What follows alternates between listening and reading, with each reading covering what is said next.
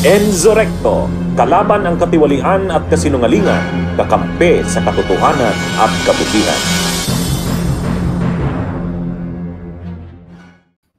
I'm sorry, Ian. Lumaki ako sa kuweba. Sa kuweba ako lumaki, no? At wala akong kakilala dun sa kuweba kasi tinago ako ng aking tatay. Yung tatay ko, war hero. Kaya wala akong maalala sa childhood ko. Doon lang ako sa kuweba. Tapos natuto ako sa cave drawings. Wala kaming classroom, wala namang whiteboard, wala namang blackboard. Kaya doon sa mismong pader ng kuweba kung saan ako lumaki, doon ako natuto ng reading, writing, arithmetic, business, math, accounting, at kung paano kumita ng limpak-limpak na salapi. So yun, yung mga simpleng tao tulad ko, ganyan ang mga background. Alam mo, Alan, medyo nagugulat ako, no? Kasi akala ko ako lang yung may ganyang upbringing. Lumalabas pala na dahil magkahenerasyon naman tayo, mukhang marami tayo na ganyan na upbringing, no? Ikaw sa kuweba, no? Ako sa gubat. Gubat. Sa gubat, siguro, self-taught ako eh. Pero minsan may dumarating na guro para turuan ako. Pero kasi hindi ako pinag-aral ng aking ama. At hindi ko na nakilala yung aking ina. Pero may kaibigan akong tigre. Tapos minsan may unggoy na nakikipaglaro sa akin. Tribesman yung di ba? Shaman yata yung nagturo sa'yo, no? Una, kung paano gumawa ng apoy, ganyan. Tapos nag-evolve na lang kayo sa journalism and ethics, tsaka Kate L. Turabian, wala kayong libro, di ba? Wala naman kayong libro sa gubat, di ba? Kaya somehow naturuan kanya ng syntax, yung mga STVDO, sentence construction, mga ganyan. Tapos nung medyo lumalaki ako, nagulat ako, nung medyo nagkamuwang na po ako, nagpakita po sa akin ng larawan yung aking ama na merong isang unggoy na inaangat akong ganon. Tapos grabe. Tapos iba-ibang hayop nakayuko. Grabe. Nakayuko. Oo. Kaso yung tuwing Christmas, tuwing Christmas active na active ka sa simbang gabi. Ikaw pala yon. Si simbang gabi, tsaka simbang umaga. Yun pala yon. Actually, malungkot ang buhay ko, no? Medyo pasensya na po kayo, medyo napapag-usapan namin kasi yung aming masakit na kabataan. Nalaman ko po na ano po ako na-banish po ako sa aming tribo, sa aming pride. Kasi lumalabas pala yung tatay ko, akala ko namatay ng aksidente lang, pinapatay pala ng aking tito. Para tinulak yun, di ba? Nakwento mo sa akin yan, Ian. Nung umiinom tayo ng tuba doon sa may farm. Naalala ko yun. Medyo sa kalisingan mo, nakwento mo sa akin yung masakit, mapait na tinulak ng tito mo. Tapos ang pangalan ko pala nung lumalaki ako, hindi pala Christian. Kumbaga kasi binigyan ako ng bagong birth certificate. Ang pangalan ko pala originally, Simba. Pero nung 17 years old ka, nung nag-file ka na sa PSA ng iyong birth certificate, napalitan. Pero medyo hindi yata naayos yun sa ama ko kasi hindi yata maling spelling ng Mufasa. Pero ito ang tanong ko, isa lang ang tanong ko, Iyan, ano bang citizenship ni Mufasa? Yun ang tanong yan. Ano ba siya? Filipino citizen ba si Mufasa o ano ba? Pilipino po ako. Pinanganak po akong Pilipino. Isa lang po ang passport ko. Pilipino po ako. Baka ang nanay mo si Labanos tsaka si Mustasa, di ba? Si Mustasa yung tatay, tapos nanay mo si Labanos. Walang kwenta-kwenta na po itong pinag-uusapan namin. Okay. Hindi ko alam. Ano bang pagkain dyan sa Paris? Hindi ko po alam. Wala po tayong alam. Okay, sensya na po, umabot kami sa ganito, no? Pero pag iniisip nyo kasi, parang ganyan po ka-ridiculous yung lumalabas na palitan sa Senado. Akala nyo walang connect, no? Natatawa kayo, pero siguro pag tinignan nyo sa Senado, parang mas nakakatawa eh. Kasi ito, obviously, we're being sarcastic, no? Yung exaggerating. We're exaggerating things, no? Pero we're trying to prove a point. Okay, puntahan natin yung mismong topic natin. Hinaan ko lang ng konti, baka magalit yung may-ari nitong restaurant eh. Sacre Bleu. Baka masabihan ka ng Sacre Bleu. No, oo nga. Okay. Sandali lang ha. Okay, pag-usapan natin ito. Unang-una, eto. May mga nagtatanong kasi, may mga nag-iisip. Mga scripted itong kwento ni Alice Guo. We don't know yet, no? Kaya nga nagkakaroon ng mga discussions tsaka investigation. Pero ikaw, bilang eksperto sa ganyan, pag may malaking controversies ba, talaga bang merong bang effort, for instance, to control or to change or to influence narratives?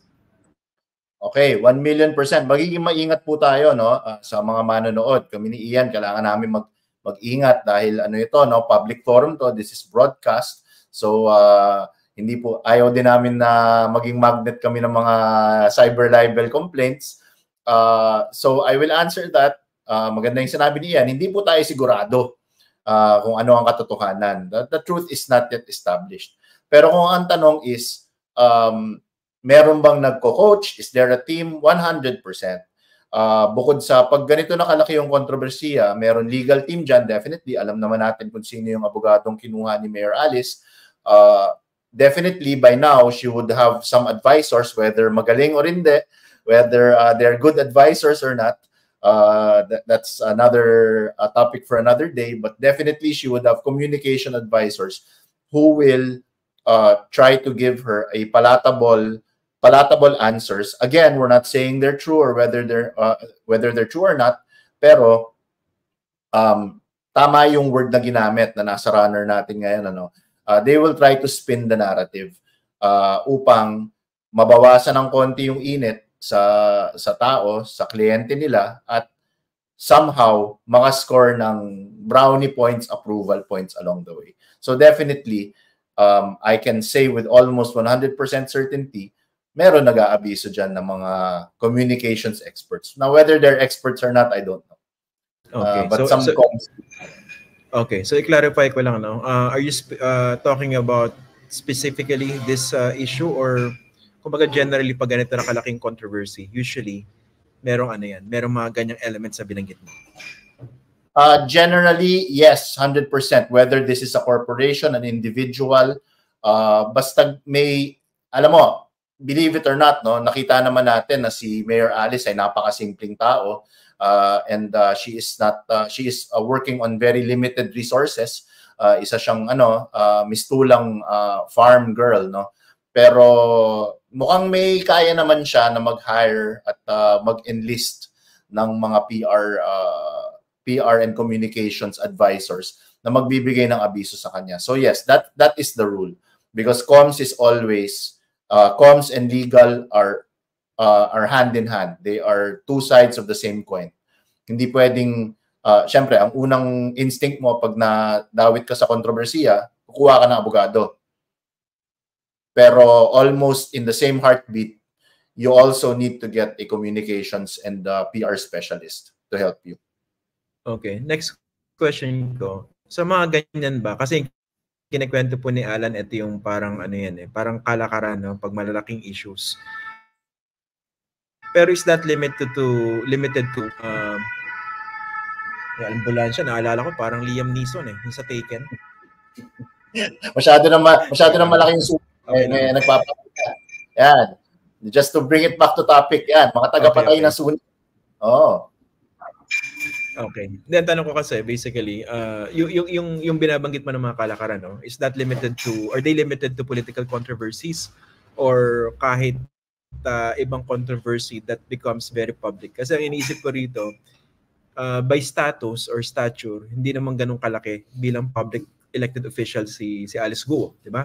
Pero yung issue na kinapapalooban niya, napakalaki. I mean, when do you apply all those things that you mentioned?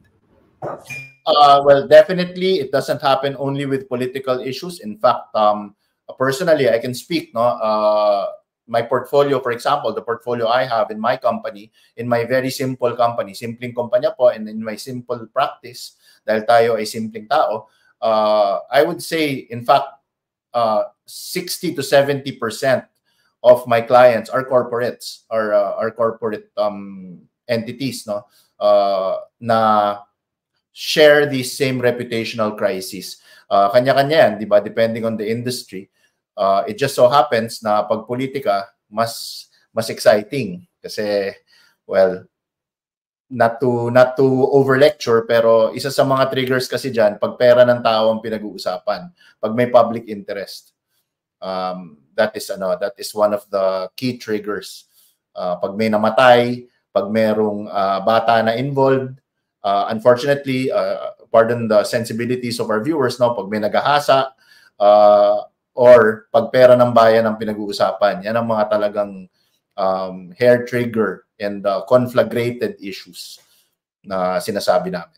So, okay. So, so basically, are you saying na merong industry na ang hinahandle specifically yung mga ganitong controversies?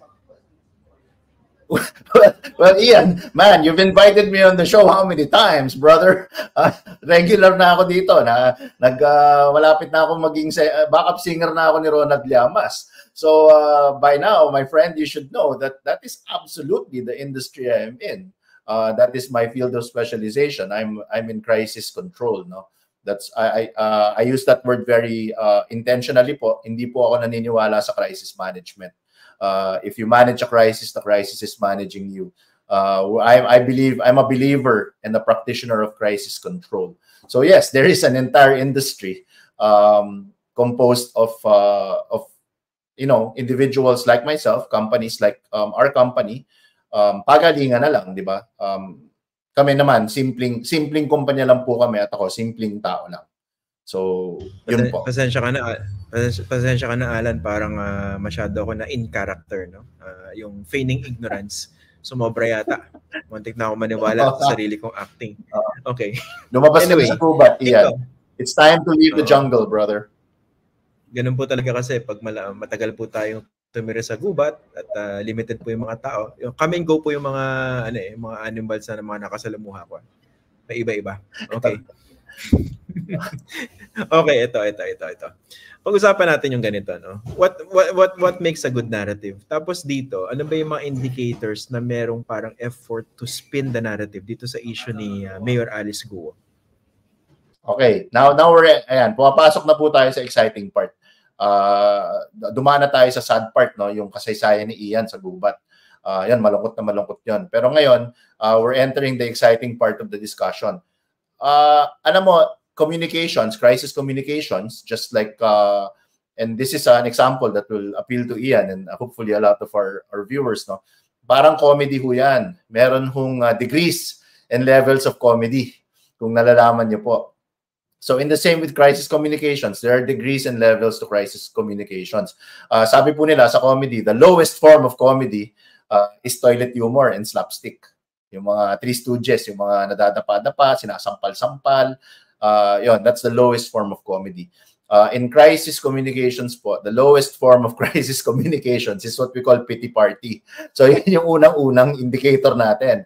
Paawa, pity party. And among Filipinos, aral po ito ng mga practitioners tulad ko, no? There are very, very specific triggers that will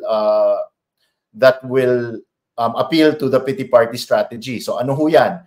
Elderly. So yung nanay na matanda, yung tatay na matanda, magsasalita, yung anak ko, inaapi, kawawa naman ang aking anak. Yan, elderly, parents, children, na mami, sana umuwi ka na. Yan, bakit nila ginaganito si mama? Yan, di ba? Or si papa. Yan, mga children. Health is a very, very common tactic with pity party. Yung bigla kang lalabas na naka-neck brace, naka-wheelchair. Ay, good evening po. Sa mga nakakakuha ng reference, di ba?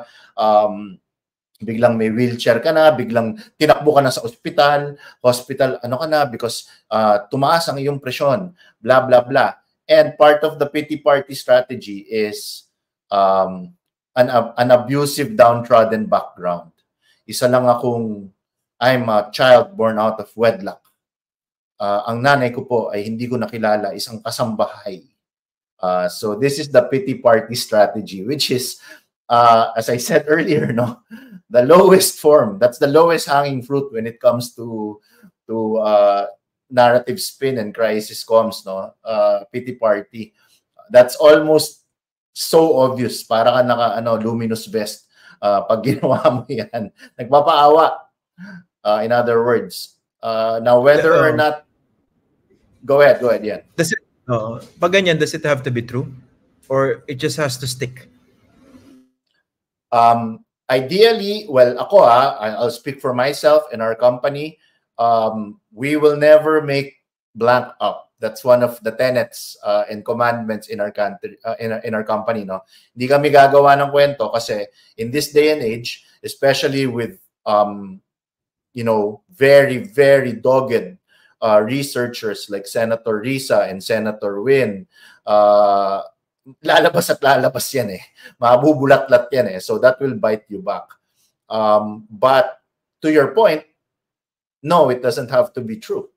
If it sticks and you feel that you can get away with it, at sa tingin mo naman, hindi nila malalaman yan, there's no way of proving it, then other communication strategists might just go that route, no? And go down that slippery slope na mag-imbento na lang tayo ng kwento, sana maawa sila sa atin.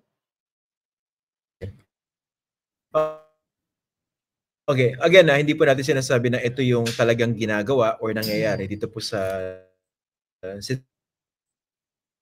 Tama. Sitwasyon ni Mayor Alice Guo. We're just talking about yung interview niya na ABS-CBN. Of course, nandun yung isang perspective na mukha yata nagamit dito yung ABS-CBN kasi lumabas yung ganung naratibo, and whether marami naniwala o hindi, it's another question. Pero there are two perspectives regarding that. Yung perspective from journalism, perspective naman from people like you who practices the craft from the other side. So I go back to that question. Itong naratibo na paawa, mukha ba nagamit dito yung ABS-CBN? Okay. Wow, I'll answer that in the best way I can. I mean, really, when you say kasi the word gamit, and I hope you're still getting me, Ian, because mukhang yung internet mo dyan ay nagpa-fluctuate. Kasi when you say nagamit in Filipino, the very ethos, the very root of that word is somebody was disadvantaged and the advantage went entirely to one party. Yun ang traditional spirit of the word nagamit. But in this case, nagamit ba talaga ang ABS? My God, their viewership shot up. All the eyeballs went to them. Di ba? Naging the platform was, they were the hottest topic of that day. Sila yung pinapanood. So I don't know necessarily kung quote-unquote nagamit yung ABS-CBN in this case, no? Because it also worked out to their advantage. May gamitan bang nangyari kung parehong party ang nag-benefit? That perhaps is the philosophical question I would like to ask the current parishioner, Ian Esguerra. Kasi pareho sila nag-benefit. Hindi, oo nga. Tsaka yung question na yun kasi medyo medyo malalim pag inisip natin, no? Ano ba yung objectives, for instance? Kasi 'di ba kayo diyan sa field mo, Alan, meron kayong specific objective why you engage media. 'Di ba? Hindi naman kayo nakikipag-usap sa lahat, 'di ba? You choose which particular news organization you would engage, at least for the first time, 'di ba? Pero syempre, when it comes to benefit from, let's say, ABS-CBN, maraming eyeballs sa television, maraming clicks, maraming engagement, maraming likes, maraming comments, maraming insights on social media. Pero yung tinatanong ko, journalistically, for instance, in terms of nagamit, lumabas ba dyan yung katotohanan o baka naman nakatulong pa, naging party yung ABS-CBN doon sa paghabi ng paawa narrative? Well, if that's the question, if the question is that nuanced and specific, then absolutely they were to use the most exact word, they were the channel. Sila yung naging pipeline. Diba? Binigyan nila ng plataforma at binigyan nila ng pulpit si Mayor Alice Guo to tell the narrative as she was either coached or she truly believes it to be or is the actual truth. So we don't know what it is, diba? Pero ABS-CBN definitely yung naging plataforma. So kumbaga sa hindi mo naman masisisi yung getaway car. Halimbawa, nagkaroon ng robbery, bank robbery. You cannot blame the vehicle manufacturers for manufacturing the vehicle, but sila yung quote-unquote naging getaway car. Doon sumakay yung mga bandido, so to speak, no? So in this case, yes, they became the platform and the channel.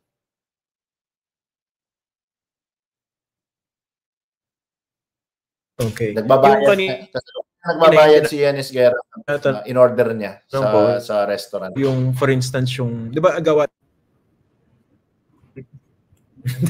hindi yung tanong ko, yung namimili kayo ng ng media platform. Let's say you want to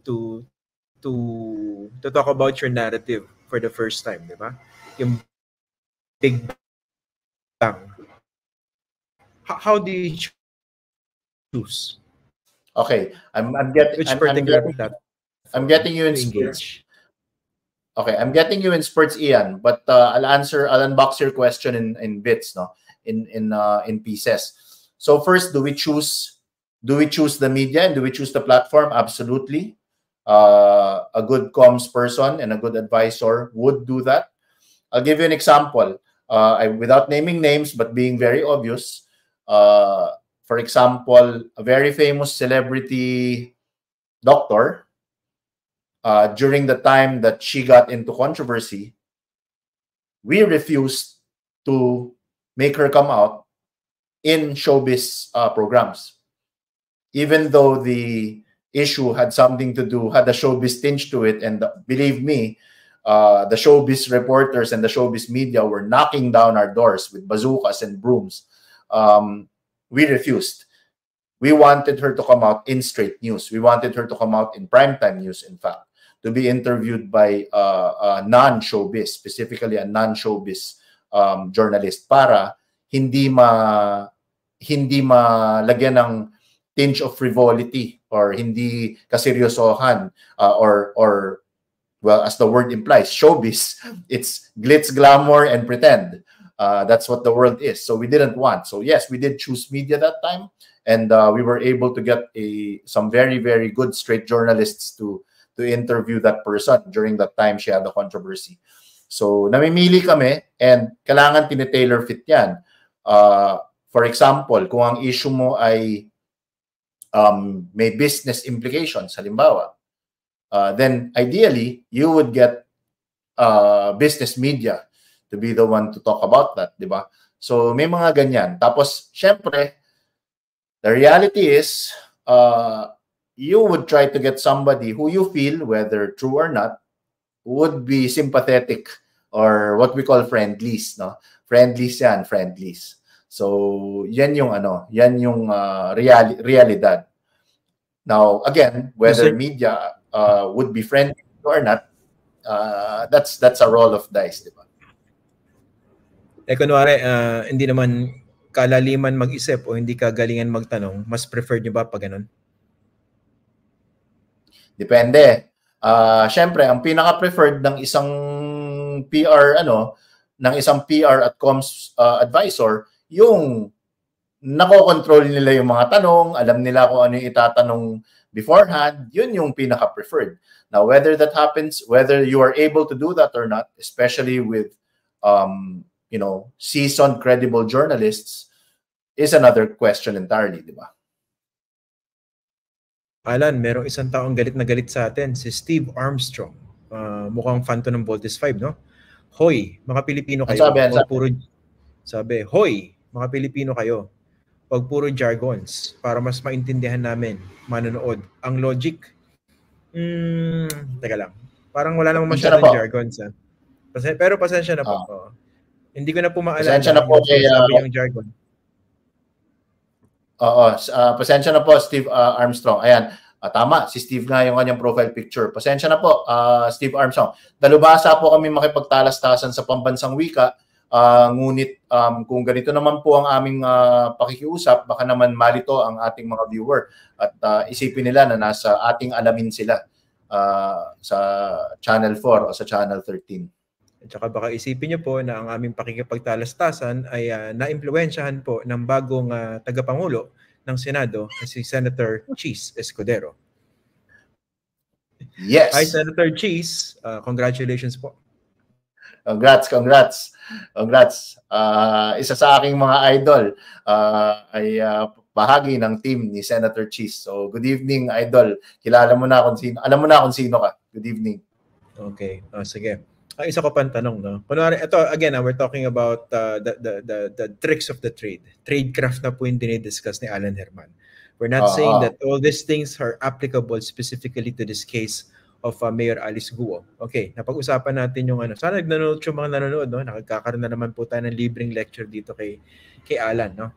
So, namimili kayo kung kanino makikipag-usap, media organization, or personality mismo. Yes. How about the treatment? Kunwari, gusto niyo magpaawa. Pinipili niyo ba specifically, or can you dictate on a news organization or let's say an interviewer kung paano ng treatment? Yung maraming tight shot, medyo paiyak, medyo parang dabas yung pagtatanong. Na ano ba yan? Na-impluensyahan niyo ba yan? You're gonna get me into trouble, brother. See, this is Ian wala ho ako maalala, Your Honor. Lumaki ho ako sa farm. Sorry po, wala ho ako maalala.